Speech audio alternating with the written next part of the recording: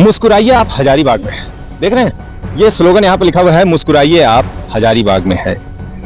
लेकिन मेरा कहना है कि मूत के आइए आप हजारीबाग में। क्षमा कीजिएगा मैं इस अभ्रंश शब्दों का प्रयोग कर रहा हूं यहाँ पर, लेकिन वास्तविकता यही है कि इस पूरे इंटायर झील में, पूरे 3-3.5 किलोमीटर का ये जो झील है, इसमें सिर्फ और सिर्फ एक बाथरूम बना हुआ है। और वो भी आप तस्वीरों में देख रहे होंगे कि उसका क्या हालत है। पानी चल नहीं रहा है, गंदगी उसी तरह पड़ी हुई है। और मैं बात कर रहा हूं सिर्फ और सिर्फ झील की नहीं, ये पूरे हजारीबाग में एक भी बाथरूम अगर आप बता दीजिए जो कि रोड पर लगा हुआ है, नगर निगम के द्वारा लगाया गया है, वो साफ है या कार्यरत है, नहीं है। इसीलिए मैं कहा कि मूत के आइए आप हजारीबाग में है, आपको घर में ही अपना टॉयलेट करके आना होगा, क्योंकि हजारीबाग में ऐसी व्यवस्था टाउन में नहीं है कि आपको अगर बाजार में बाथरूम लग जाए या टॉयलेट लग जाए तो आप अपनी शंका को दूर कर सकें।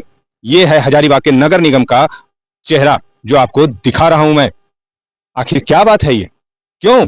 और बाद में हम लोग पर या नगर निगम हम लोग पर भी इल्जाम लगाता है, आम जनता पर इल्जाम लगाया जाता है कि आम जनता भी उसे साफ सुथरा नहीं रख रही है।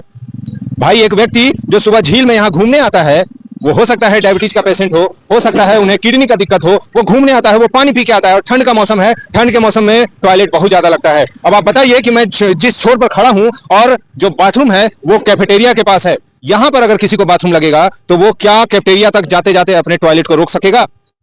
नहीं। तो क्या करेगा? झील के किनारे कहीं पर खड़ा होकर वो टॉयलेट कर लेगा।